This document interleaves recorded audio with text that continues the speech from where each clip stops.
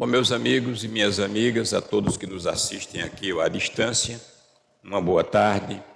Que os trabalhadores desta casa, em especial a nossa mentora Maria Cláudia Martins, possam nos assistir, nos inspirar, a fim de que nós sejamos coerentes com a doutrina e convincentes naquilo que vamos expor. O tema que iremos expor hoje é um tema que diz mesmo respeito ao clima natalino.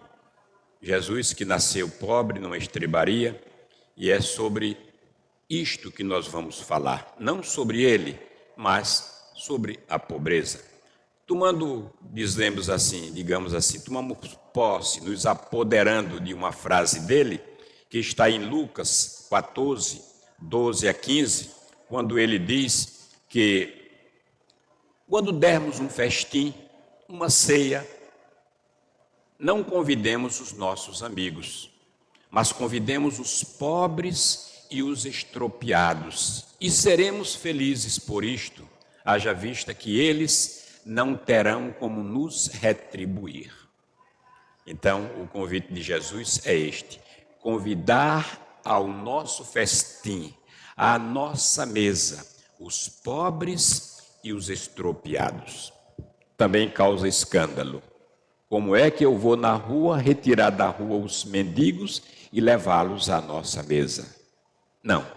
Não foi isso que Jesus quis dizer. Jesus falava por parábolas, por alegoria, e ele quis dizer da atenção que esses nossos irmãos menos afortunados merecem de nossa parte. Aqueles que já têm a felicidade de sentar na mesa ao lado do mestre, não podem jamais negar um pensamento de compaixão, não pode jamais negar um prato de comida, um pão, uma roupa, ainda que usada, a um dos nossos irmãos necessitados. Então aí está a frase de Lucas em 14, 12 a 15. Quando derdes um festim, não convideis os vossos amigos, mas convidai os pobres e os estropiados, e assim sereis felizes, porque eles não têm como vos retribuir. O que é que, em geral, a sociedade faz? Nós fazemos, deixamos para lá os pobres, os estropiados, por mais puros e necessitados que sejam, e nós procuramos dar oportunidade àqueles que são famosos na sociedade. Muitas vezes, um político, um administrador público ou privado, sobre cujo procedimento a imprensa tem mostrado que não são assim tão honestos, mas nós fazemos questão de nos aproximar e aparecer ao lado deles e convidá-los à nossa casa. Porque isto, quando é visto pelos vizinhos e pela sociedade, aquilo nos traz prestígio. E os pobres e os estropiados, eles não dão prestígio. Nos esquecemos que o prestígio que nós temos não deve ser levado em conta diante dos homens, porém, diante de Deus. É ali onde nós seremos recompensados. Todos sabem que são os pobres, todos sabem os que são os estropiados, do ponto de vista material. Andam pelas ruas. Se vocês forem, qualquer um de nós formos às ruas, em especial à noite, nós iremos encontrar os pobres, os desempregados. Ali estão as crianças abandonadas e famintas e nuas, os drogados, a moça prostituída oferecendo-se. Ali nós iremos encontrar os alcoólatras, cuja família já os deserdou porque não aguenta mais. Estão ali, esquecidos por todos e de tudo, inclusive do poder público, que lhe deve dar guarida, porque para isso tem os nossos recursos dos nossos impostos. Entretanto, não dá guarida. Ontem foi cancelada, diante do clamor público, uma licitação na Câmara de Vereadores do Recife. Se eles estiverem nos ouvindo, ótimo, que ouçam, mas nem precisam, porque não faz diferença para eles. Uma licitação de R$245 mil. Para quê? Para comprar para os senhores vereadores com o nosso dinheiro, tirado dos pobres e dos estropiados, canetas de R$3.500 para eles e bolsa de couro de luxo para eles. A imprensa entrevistando um deles, um daqueles vereadores mais conscientes: seu fulano, o senhor precisa mesmo de uma caneta deste valor para trabalhar como vereador? Não, a minha é uma Bic que custa 90 centavos. E quando faz a licitação para comprar milhares de canetas, sai por 45 centavos, 50 centavos e atende o meu trabalho. E esta bolsa, o senhor precisaria de couro de luxo? Muito pouco, também não precisaria, nem tão pouco eu precisaria. Uma bolsa de papel para colocar uma pasta, os documentos, de R$2, R$3, atende qualquer pessoa. Mas é o dinheiro público que serve para aumento do salário desse povo. Há poucos anos atrás, me lembro, enquanto o funcionalismo público recebeu 4%, depois de 10 anos sem receber aumento, os senhores vereadores do Recife deram a si próprio um aumento de 60%. Um absurdo, uma aberração, uma falta de caridade com aqueles que estão na rua, abandonados à falta de tudo, de um simples cobertor rasgado para se cobrir, porque se cobrem e se deitam sobre papelão. É triste, é um quadro muito complexo você encontrar loucos, pessoas sem juízo pela rua, cantando, dizendo frases sem nexo, e todo mundo passa como se fossem todos cegos. Ali estão os aleijados, sem braço, os sem perna, as mulheres abandonadas, as crianças tentando sugar um leite que não existe. Não existe porque a mãe não se alimentou, quem não se alimentou não pode alimentar. Realidade triste das nossas grandes cidades, infelizmente, que já chegou também esta realidade nas pequenas e médias cidades. Dói na alma você chegar num canto desses, no centro da cidade, e encontrar um senhor ou uma senhora de 80, 90 anos, catando lixo, restos de lixo de comida para sobreviver. E aqui eu não causo nenhum escândalo quando digo isso, porque todos nós somos demasiadamente testemunhas deste quadro triste e lamentável nas nossas cidades. Disputando nos lixões com os cães e os urubus. Vocês sabem que João Ferreira, que vos fala, não está exagerando. Um quadro tão triste, mas tão triste, que Jesus, se estivesse ali assistindo, choraria pela quarta vez. 3 vezes ele chorou. Choraria pela quarta vez de piedade. Faz-nos lembrar Castro Alves, no tempo da escravidão, quando ele presenciava aquela barbaridade praticada contra os nossos irmãos de pele negra, trazidos da África para o Brasil nos porões dos navios, colocados ali com os ratos e as baratas.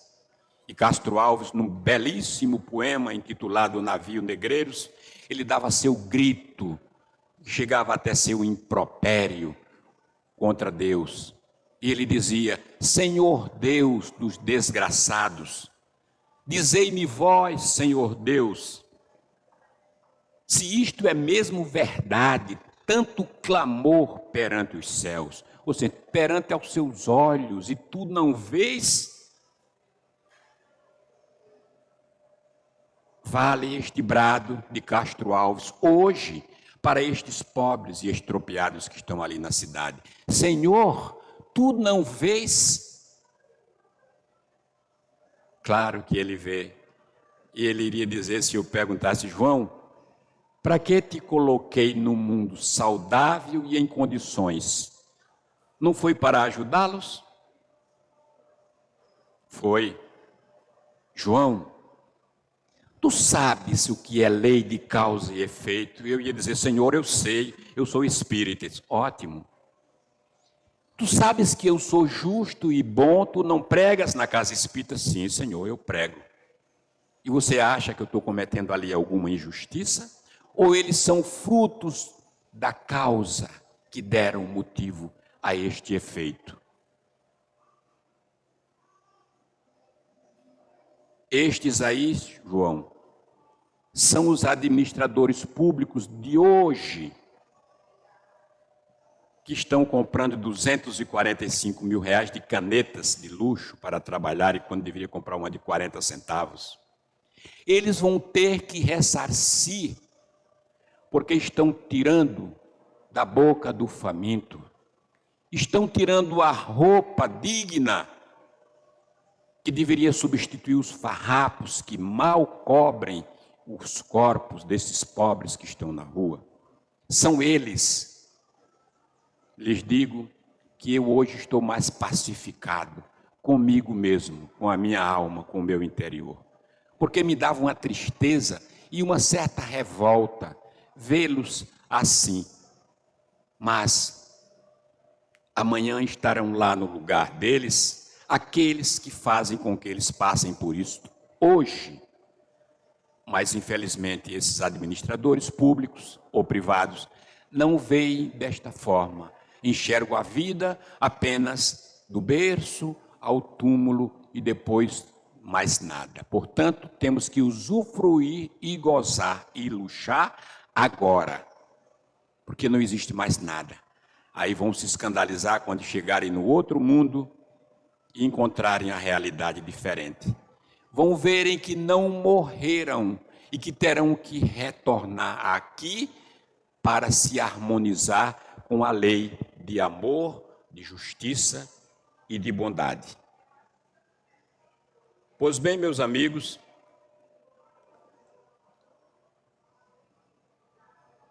ainda uma coisa interessante, me dizia um amigo outro dia, que chegando perto dessas pessoas, cada pessoa que passa, eles esbugalham os olhos, admirados, desejosos de que aquela pessoa se aproxime, talvez, como quem pensa assim, chegou minha salvação, chegou o meu pão, minha sopa. Alguns param, outros passam adiante, a grande maioria, sem sequer lançar ao lado um olhar de compaixão, um pensamento de prece. É o mínimo que se espera de um cristão. Senhor, tem piedade, mas não da boca para fora, do coração para fora. Sim, de dentro. Senhor, tem piedade.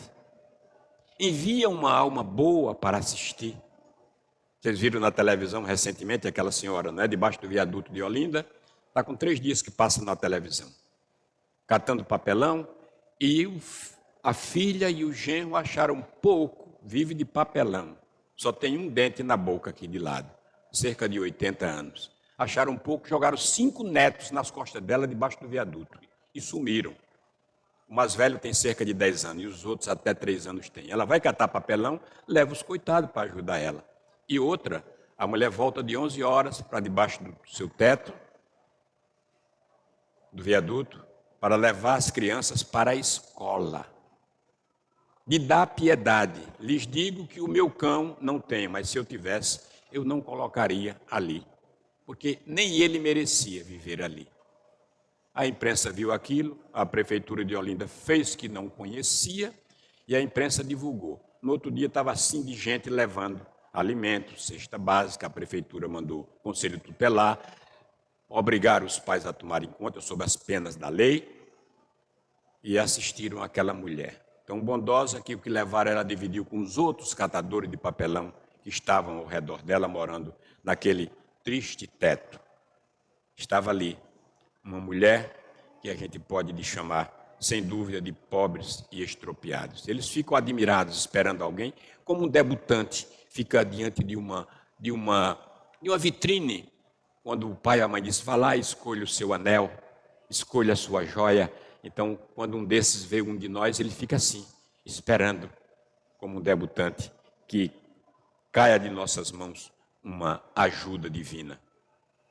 Pois é, meus irmãos, dá pena, mas não é de hoje esse triste quadro.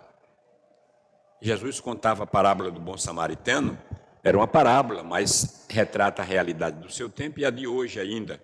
Estando caído lá e ferido e sangrando, um pobre coitado, ali passou naquela estrada entre Jerusalém e Jericó, passou um sacerdote. Olhou, seguiu adiante, um sacerdote. Em seguida passou um levita, que também é um sacerdote da tribo de Levi, passou adiante. E Jesus dá um exemplo do samaritano, que aí a parábola foi chamada de o bom samaritano. Por que o bom? Porque samaritano para eles não valia nada. E Jesus quis mostrar que não é a nacionalidade que faz o homem ser bom ou não ser bom. É o coração de cada um. Aí passou um samaritano que não tinha valor para os judeus, foi quem socorreu aquela pessoa, levou, colocou numa hospedaria, pagou e disse ao hospedeiro, cuide dele, quando eu voltar de viagem, eu pago o que estiver devendo. E assim fez. Parábola do bom samaritano. Mas muitos passaram, inclusive 2 sacerdotes. Olharam e foram embora. E ainda hoje acontece. Nas ruas, aqueles que passam e não dirigem sequer um olhar de piedade, sequer uma prece rápida, pedindo a Deus que mande uma luz para aquelas criaturas. Quem são esses que passam, que seguem adiante, como aqueles sacerdotes do caso do bom samaritano? Quem são esses que passam na rua e nem lhes dói a consciência, nem uma prece eles levantam ao céu, nem seus olhos para pedir por eles? Charles Darwin, o grande naturalista, esteve aqui no Brasil quando não tinha ainda a fama que tem, que conseguiu. Tinha 22 anos de idade, jovem estudante, passou em Salvador, que era a capital do Brasil, passou em Recife, passou no Rio de Janeiro e no Brasil passou um pouco mais de um ano. Tudo o que acontecia ele escrevia em um diário. Próximo de ir embora, ele escreveu. Pode procurar na internet que vocês encontram. Está aí na internet. Estou deixando o Brasil, para onde jamais desejo retornar. Para onde jamais desejo retornar. E ele descrevia as cenas de horror que ele presenciou aqui no Brasil, no Recife, no Rio de Janeiro, por onde passou. Uma criança de cerca de 8 a 10 anos serviu ao seu senhor, filho de escravo, ao seu senhor, um copo d'água, num copo que não estava muito bem lavado, muito cheiroso, e ali foi barbaramente espancado por aquele enorme crime que cometera, de servir um copo d'água num copo não bem lavado. No Recife também não foi diferente. Ele presenciou a senhora, a dona da casa, que possuía escravas para cozinhar, para limpar, para lavar. Ela possuía uma tábua, na ponta da qual um parafuso passando para o outro lado a ponta. Era com aquela tábua que ela espancava as escravas que cometessem qualquer deslize dentro da sua casa. E Darwin se expressou desse jeito. País para onde não desejo jamais voltar. Se Darwin, nós o convidássemos a andar pelas nossas cidades, ele não esperaria um ano e pouco, como esperou aqui no Brasil. Ele voltaria no outro dia, até porque agora tem avião e no tempo dele não tinha. Era navio para passar anos, meses e meses viajando no alto mar. Pegaria o voo no dia seguinte e ia embora. Em ver tanta tristeza, tanta desolação cometidas por quem, ele dizia, Darwin. Essas atrocidades são cometidas por aqueles que vão à igreja se confessam, comungam e dizem que amam a Deus e ao próximo como a si mesmos. Que amam a Deus e ao próximo como a si mesmos. Jesus tem uma frase para eles: hipócritas, por que tentais me enganar? Sepulcros caiados, limpos por fora, mas por dentro cheios de podridão e rapinagem. A justiça de Deus vos espera, infalível e justa. Amo a Deus e ao próximo. E reza o Pai Nosso pedindo o pão de cada dia, e Deus lhes dá o pão de cada dia. E não tem coragem de reparti-lo com o faminto.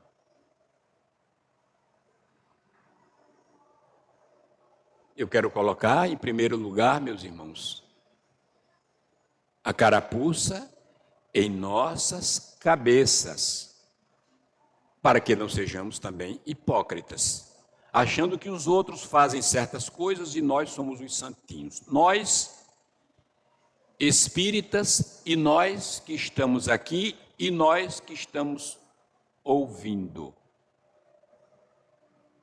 Como está você? Como estou eu diante dos pobres e diante dos estropiados? Qual a sua atitude diante deles? Porque este cenário é o pior que alguém pode imaginar. É triste, muito triste. E aqueles que estão nesta situação, meus irmãos, não nos iludamos. Muitas vezes, muitos deles são muito melhores do que nós espiritualmente. Estão ali ressarcindo pela bondade divina, mas são bons. Não são tão bons, senão não estavam ali.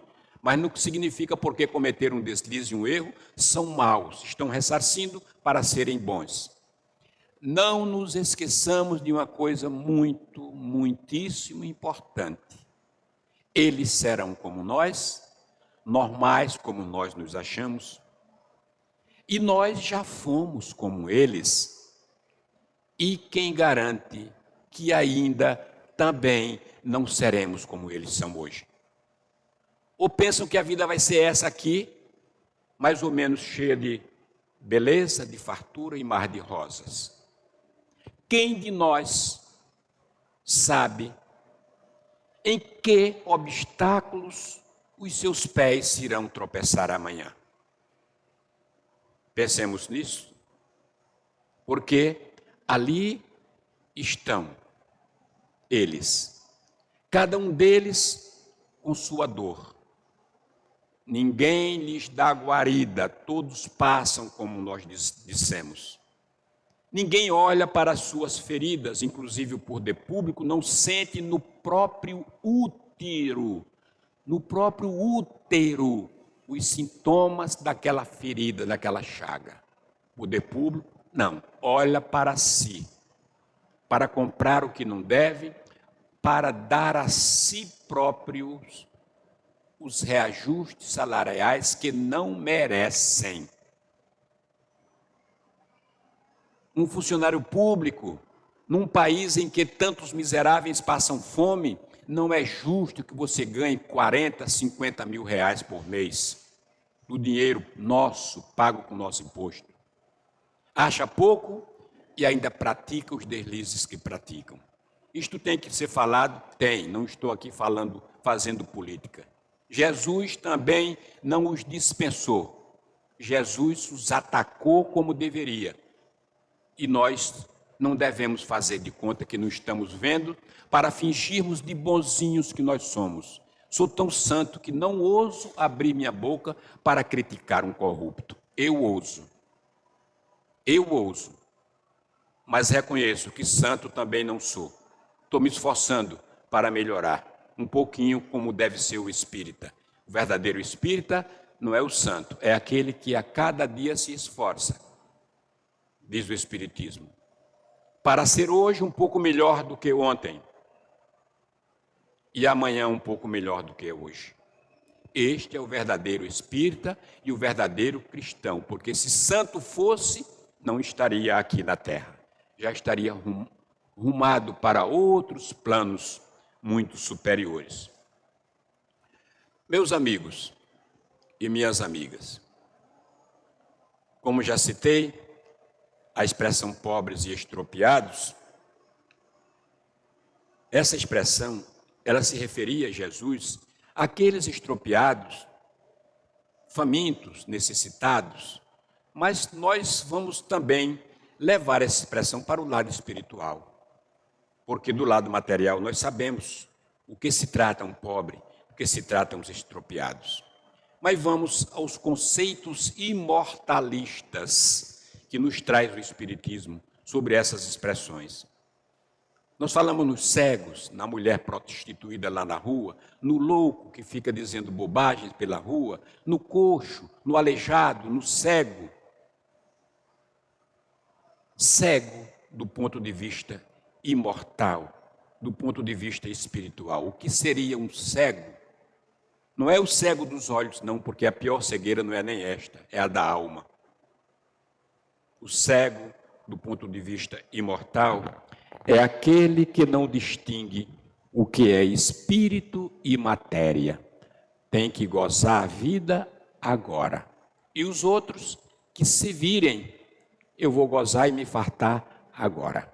Este é cego. Ele só vê em tudo matéria. Para ele, a alma não tem importância e sequer existe. O que são para o espiritualismo? Os coxos e os paralíticos.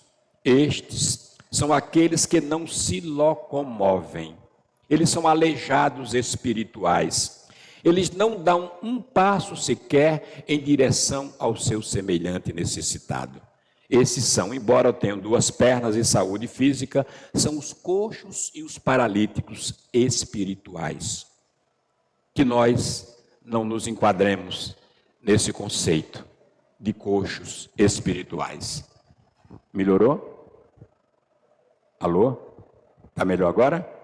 Ok. O que são os pobres, espiritualmente falando? Eles são aqueles que mendigam as riquezas do espírito, o alimento da alma. A alma se alimenta de afeto, de compreensão, de amor, de perdão, mas estes aí, os pobres, não enxergam desta forma, não veem dessas formas.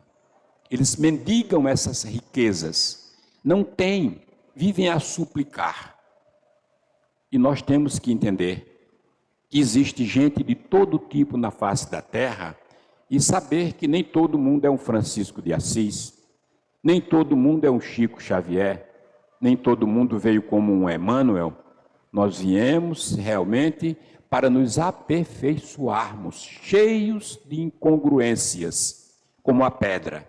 E rolando ladeira abaixo, séculos e séculos, milênios e milênios, nós vamos nos polindo, passando pelo buril da vida, sendo burilados pela dor, pelo sofrimento. O que é que são, do ponto de vista imortalista, os estropiados? Os estropiados são os esquálidos, são os magricelos espirituais, são aqueles sem ânimo, caíram, estão lá na vida e não têm ânimo para levantarem, espiritualmente falando.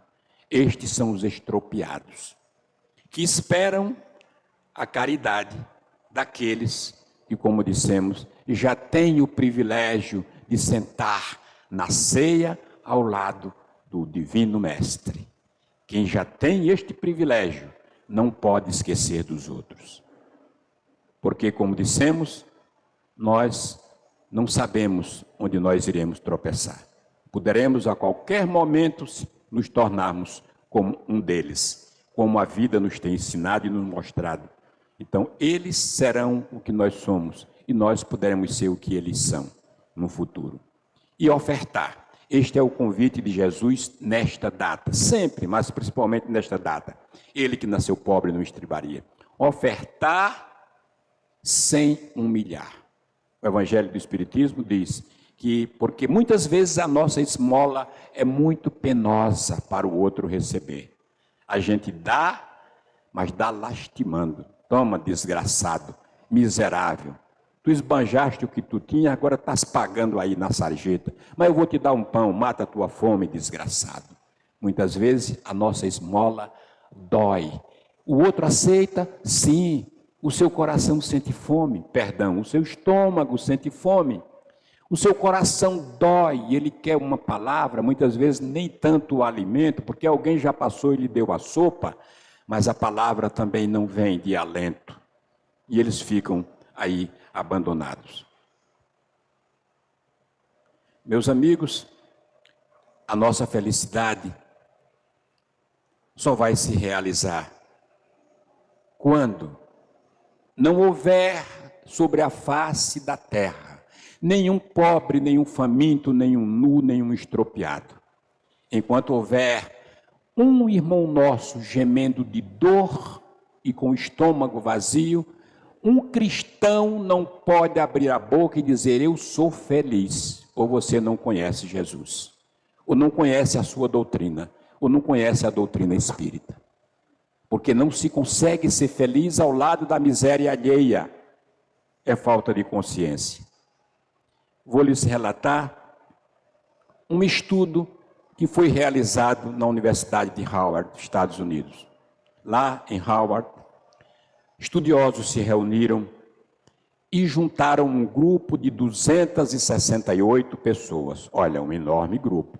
268 pessoas para pesquisar nessas pessoas a vida delas. O que é que você faz no seu dia a dia, na sua vida, qual é a sua rotina, para descobrirem alguma coisa da vida das pessoas. E levaram várias variantes a serem analisadas. A felicidade provém de onde? Será da riqueza? E pesquisaram ali, Howard, todos tinham condição financeira muito boa, pobre ninguém era. Podia ter, não ter milionário, mas todos tinham o necessário para sobreviver e muito bem. Será que a felicidade, a minha saúde física e mental, era isto que eles pesquisavam? E saúde física e mental não é outra coisa, senão felicidade. De onde vem a saúde física e mental? Porque às vezes você tem saúde física, mas não tem mental. Às vezes tem mental, fisicamente perfeito, anda, corre, mas é desparafusado mental, vamos dizer. De onde vem este equilíbrio físico-mental? E levaram em consideração várias variantes. Será a riqueza? Será o casamento? E a gente sabe que a riqueza não traz felicidade, porque tem muito pobre infeliz se suicidando, e muito rico infeliz se suicidando, e muito pobre feliz sem ter quase nada. Será o casamento? E a gente sabe que também não é, porque tem muito solteiro vivendo feliz e muito casado infeliz. Será uma bela casa? Também não, porque tem gente morando em casas muito humildes e outros morando em palacetes, um feliz e o outro infeliz. Pesquisaram até, será o fato de você ter uma amante ou ela um amante que traz felicidade? Porque além da esposa você tem mais um ou mais uma. E também provaram que não era isso que dava saúde e equilíbrio físico e mental às pessoas. Mas a pesquisa deles era tão séria e tão exata e tão rigorosa no seu resultado, que eles poderiam dizer a saúde do seu colesterol, se ele estava bem ou mal, com tamanha precisão, maior do que o exame de sangue diz, apenas pelo que você diz, o que você faz, o que você pensa. Olha, só num país evoluído que uma pesquisa é feita e chega a uma conclusão desta. Mas, sem fim, João, o que se chegou à conclusão sobre a saúde física e mental? O que que contribui para isso? O que é que define, já que não é a riqueza, não é o casamento, não é a sexualidade, não é a opção sexual, não é o palácio onde eu moro, não é o fato de eu ter emprego ou não ter um alto salário ou não ter, não é nada disso. Em que reside a nossa saúde física e mental? Que conclusão eles chegaram? Os 268, com os cientistas, afirmaram um acordo. Assinaram um acordo. Essa pesquisa, o resultado só será liberado depois que morreu o último dos 268. Depois que morreram 249, portanto, faltando 19, esses 19 se reuniram e disseram, olha, o resultado é tão relevante para a humanidade que já morreram 249, por que esperar que nós 19 morramos? Vamos decidir divulgar, e decidiram. Divulgaram a realidade. Comprovado ficou que a nossa saúde física e mental, ou seja, a nossa felicidade, ela é proporcional ao número de pessoas com quem nós nos importamos. A nossa saúde física e mental, ou seja, a nossa felicidade, ela é proporcional ao número de pessoas com quem nós nos importamos. Aquele se importa com os velhinhos, lá do abrigo, leva a cesta básica. O outro paga a luz e a água da casa espírita. O outro recolhe os animais, que são nossos irmãos também, da rua, e cria gatos e cachorros abandonados no quintal da sua casa. Você não é apenas venha a nós e ao vosso reino nada. Você é também o outro. E aí é onde está a felicidade. 80 anos de pesquisa e espera. Milhares de páginas de relatórios e 20 milhões de dólares gastos na pesquisa. Para chegarem à conclusão, e Kardec chegou com uma frase: fora da caridade não há salvação. É aí que reside a nossa felicidade, o nosso equilíbrio, é na doação ao próximo. O egoísta não é feliz. Não há como ele ser feliz. Nos lembramos de uma música que na juventude nós cantávamos no coral, o padre lá no seminário, o bondoso padre Luiz Farias, um alagoano de Palmeira dos Índios, regia o coral e ele nos cantava conosco a música que pertence a uma freirinha, a irmã Judite Junqueira. Deve estar viva ainda, porque me lembro que no ano de 2018 comemorou-se lá no sul, onde ela mora, os 88 anos de idade. Se estiver viva, deve estar com 91 anos hoje. A música, vocês devem conhecer, o título é Fica Sempre um Pouco de Perfume. Lembram? E ela diz, fica sempre um pouco de perfume nas mãos que oferecem rosas. Nas mãos que sabem ser generosas. Dar um pouco do que tem, diz ela, ao que tem menos ainda, enriquece o doador e faz sua alma mais linda. Um convite para quem quer ter suas mãos perfumadas, não do perfume de lá da loja, mas do perfume a essência divina. Doe-se, porque fica sempre um pouco de perfume nas mãos de quem oferece rosas. Queremos deixar essa lição de doação, de afeto para com nossos irmãos pobres e estropiados, que passam em tantos lugares do mundo por necessidades extremas. E o nosso discurso, que não seja apenas um discurso natalino, mas que seja um propósito diário na nossa vida. Em nome de Jesus e em nome de Deus, nós vamos fazer a prece de encerramento e de agradecimento. Ó tu, Senhor, que há 2000 anos abdicaste das alturas celestiais e pousaste os teus pés santos nesta terra difícil de se habitar. Ainda hoje é assim? Nós agradecemos as luzes do cristianismo e, em especial, Senhor, te agradecemos pela vinda do Consolador prometido, o Espiritismo. É em torno dele que nós hoje nos reunimos para dizer obrigado e obrigado, Senhor. Assim seja.